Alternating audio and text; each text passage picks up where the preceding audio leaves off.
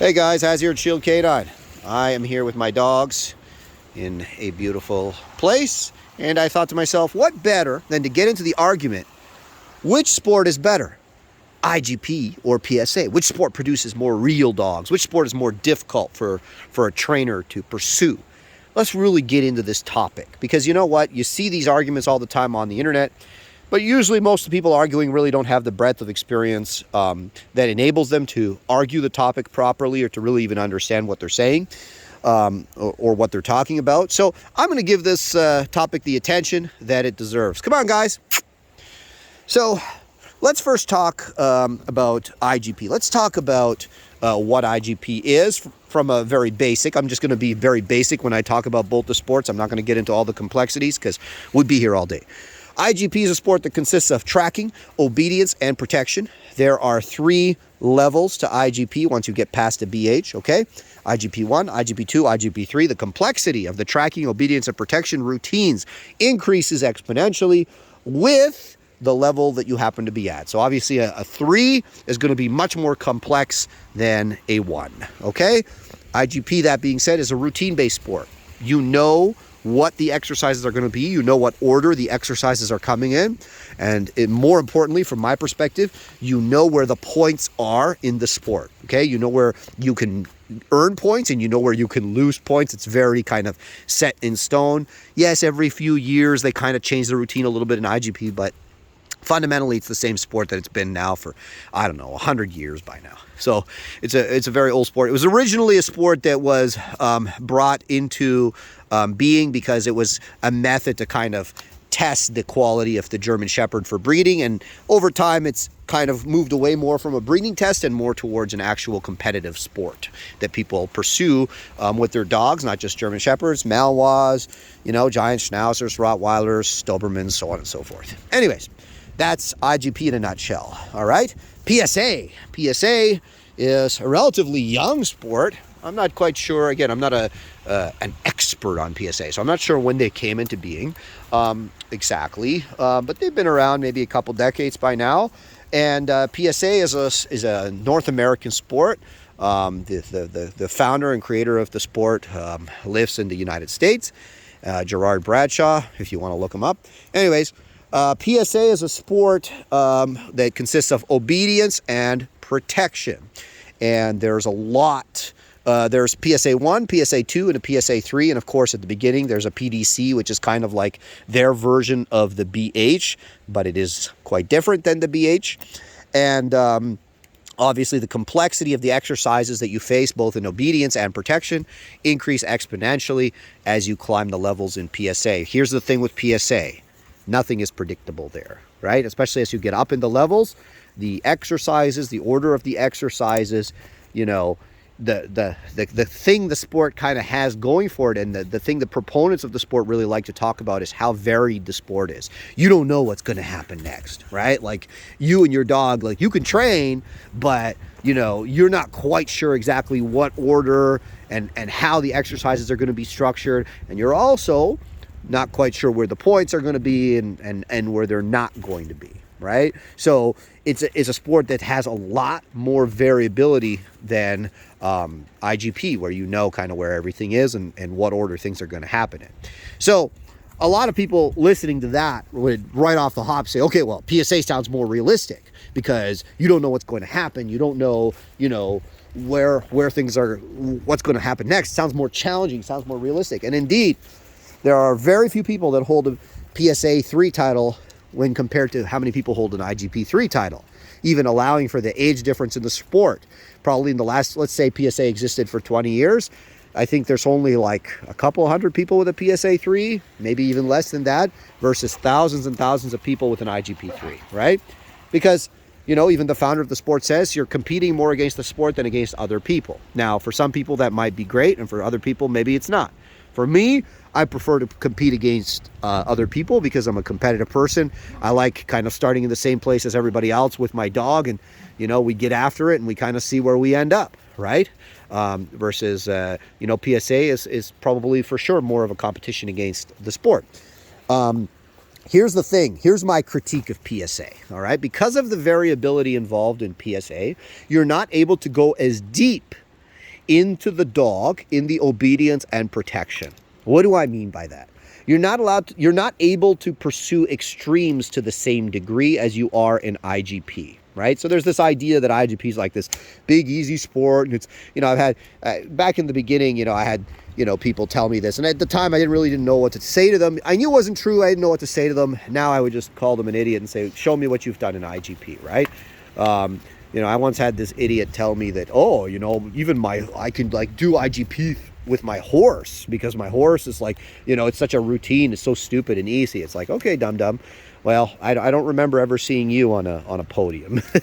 But that being said, when you get up to a higher level and you start wanting to compete at like regionals, nationals, and the international world level, the level of competition is so extreme that you have to get really, really deep into the dog's emotions, because you're not just being judged on how well, like how the dog does the exercise.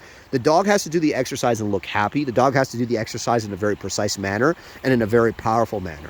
And balancing power, precision, and the emotion of the dog is actually, it turns out, quite difficult, especially when you're pursuing extremes, right? So like if your dog looks really happy, but he's not so precise, well, you're going to lose points. And if your dog's really precise, but he doesn't look happy, well, you're going to lose points, right? So finding the upper level of that, both in the protection and the obedience and everything, you're really tapping into the emotions of the dog a lot more than what I see on the PSA field. And again, I know I'm going to get some flack for this, right? Oh, you're PSA dogs. You should see some of these PSA. I've seen some fantastic obedience and emotion from PSA dogs, but I'm speaking in generalities, okay? For the most part, you just can't chase that level of extreme, in the emotion of the dog, because there's so much variability, and you have to be prepared to teach your dog that concept, and you have to have a dog that's not so emotionally attached to specific behaviors, because then he's going to get sticky and he's going to struggle in behavior transitions that are required in PSA, and they're not predictable, especially when you get to the upper levels, right? Versus, and again, this is maybe my only critique of PSA if you want to consider a critique. I see with a lot of the dogs in protection, it's kind of the same deal.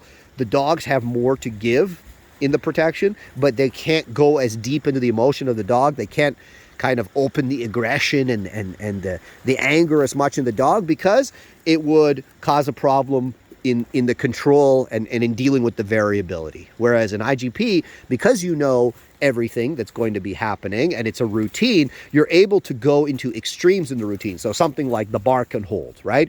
So if you watch the world level bark and hold, and you see the power and the precision that the dogs are displaying in the bark and hold, the out and guard, the re-attacks, all that type of stuff, they're going really deep into the dog's emotions. Like, people kind of have this, people that don't really do IGP, they have this kind of like thought in their head of like some old lady playing like sleeve games with her, like, half asleep German Shepherd. That's really not IGP when you get to the upper levels. Like, that training is very, very extreme training, and you won't see it on video, because most of the places where they do the training, they're actually not even allowed to do the stuff that they're doing, because that's what it takes to get to that level and to have your dog perform in that extreme manner, right? So, PSA, more variability, IGP, predictable, but you can go deeper into the dog. And that's kind of my summation. Now, here's the thing. Different dogs are oriented to different things. So if you have a dog that's a little bit more nervy but has a ton of drive, that dog can do really well in IGP. If you have a dog, because again, even if the dog has the nerves will be, okay guys, that's enough. Gage, Dizzy, come on. The nerves will be, can cause a failure in the dog if something unexpected happens, which it would in a PSA 2 or 3, right? Versus you can habituate your dog to the pressures and to all the, the factors that he or she is going to face in IGP. So you can have a dog that's a little bit more nervy, as long as the dog has the drive, that can perform, well in IGP if it has the right level of training. You could also have a dog that has maybe some environmental issues, because IGP is all on a field, right? So for sure, there have been some famous IGP dogs that did have some environmental issues, and unfortunately, some of those dogs did make it into pedigrees. So, that's something that you could say against IGP. from a PSA standpoint, you know, like I said, you can't get as deep. So for me as a trainer, it's just not as attractive to me. It's not something that I'm ever saying I wouldn't do. For sure, I would do it, especially if, you know, IGP, to be honest with you, it looks like at some point in the not too distant future, IGP is going to be banned, or in any meaningful sense, it's going to be banned in Europe, right? They're going to ban like the protection side of it or something like that. And then at that point, probably I would go to PSA, because I find PSA very interesting. But for me right now, I really enjoy the competitive aspect of IGP. I enjoy, you know, going to a field on a given day, on a trial day, and we have, you know, 20 other handlers with their dogs, and we're all on a 3 level, so we're all hypothetically starting in the same place, and we go at it during the trial, and we see who can perform every aspect of the routine to a higher level. It's kind of like dressage, right? Except dressage is just one thing. IGP is 3 things, you know. Whose dog can track in the most, correct yet powerful way? Whose dog can go and get the dumbbell in the most correct and fast way? You know, whose dog is lightning fast on the long attack and you know, outs the sleeve super fast and makes really intense and powerful guarding that everybody, you know, loves, right? Versus PSA is, you know, whose dog can handle the variability, whose training is going to hold up to all the stress of the variability that you're going to face there. So you need a dog that's more, I would say you need a dog that's more social. You need a dog that's got a very, good nerves. And you need, of course, a dog that has the drive to take them through the places where the nerves are going to be kicked off by, you know, the craziness of the scenarios. Like some of the scenarios, especially in the upper levels of PSA, like you can't not respect those scenarios. They're very, very exciting scenarios and obviously very difficult for the dog. And it tests the dog a little more. So in my opinion, look, if you brought me a dog and you said this dog is a PSA 3 dog, I would say, okay, you know, it's not a guarantee about gauge. It's not a guarantee about anything about that the dog is like, you know, for sure the best dog ever. But it does tell me something about the dog, that he passed a series of very, very difficult and maybe slightly unpredictable tests, right? Versus, an IGP3 dog. You tell me, yeah, he has an IGP3. I'll just be like, okay, you know, I mean, it's not bad, but doesn't have the same, it's obviously not the same level of achievement as a PSA 3. Now you say, yeah, he's a world team dog and, he was like 10th in the world. Okay, well now that's a lot more impressive than he's an IGP3 dog, right? It's a lot more impressive than that. So with IGP, it's not about the title, it's about the level at which that title's been achieved and, where you kind of sit in the competition from a competition perspective, right? Tells me a lot about the dog and a lot about the trainer. In my opinion, look, if you're able to be the world champion or, let's say top 3 in the world, you're probably one of the best trainers in the world, bar none, okay? I'm not saying if you make a PSA 3 with your dog that you're not going to be considered a very good trainer. Are you on that level? No, because you haven't gone that deep, right? Even in PSA 3, in my opinion, you're just not going as deep as a world level IGP3 trainer is going to go.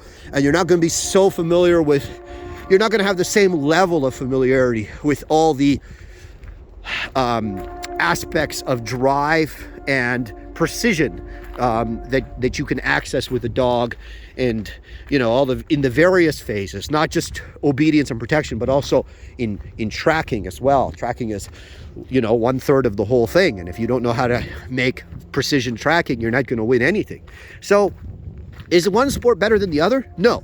It depends on the type of trainer you are. It depends on the type of dog you have. So if you have a really nervy dog, like I see this all the time, people with like this nervy dog, I'm going to go do PSA. And I'm thinking to myself, okay, go do PSA. I mean, for me, I wouldn't have any fun with a dog like that because we would always be limited. I wouldn't be able probably to make it past, a 1 with that dog because the nerves of the dog would always be a constant problem, right? Versus in IGP, you can have a dog with the nerves, and still do quite well as long as your dog has the drive, right? And if you're a skilled enough trainer. So for me, IGP is more of like a trainer's challenge, but it also requires a very specific type of dog in order to do really, really well. And PSA is also, of course, very much a trainer's challenge, but it's also more of a challenge for the dog. And you have to have, like I said, a dog that has very, very good nerves to be able to do that. So both different sports, and depends on what you want out of dog sport, which will determine, you know, what you get into. Guys, come on, Gage, Dizzy, let's go. I don't know what they're eating. Anyways, guys, like, subscribe, comment below whether you agree or disagree. You're a PSA person, you're an IGP person. I might have gone on a little bit too long. Quickly, just to talk about my experience. I've been in IGP, competing in IGP probably for the last 7 years. PSA I don't do, but I do a lot of suit stuff. If you follow me, you know I do a lot of suit work. In that, you know, we do the protection dogs and the working canine. So I have an appreciation for aspects of the sport. And again, you know, look, in my opinion, IGP obedience is going to be the most difficult obedience that you'll ever do. But PSA is going to be probably the most exciting protection and difficult for the dog protection that you'll ever do. So I hope that kind of summarizes everything. I'm sure many people will disagree. Either way, have a beautiful rest of your day.